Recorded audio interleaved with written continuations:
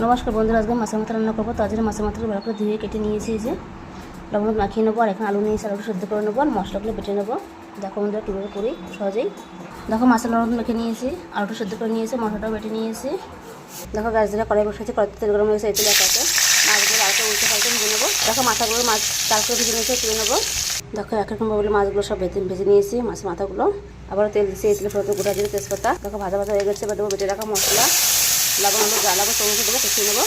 দেখো মশলাটা তেল ছেড়ে দিয়েছি, এবার দেবো আলু ভেজে রাখা মাছের মাথাটা দিয়ে দেবো, দিয়ে কষিয়ে তারপরে জল দিয়ে দেবো যা লাগবে পরিমাণ মতো। দেখো বন্ধুরা তরকারিটা কত সুন্দর ফুটে উঠেছে, এবার আমি ভিতরটা আলু ভেঙে দেবো।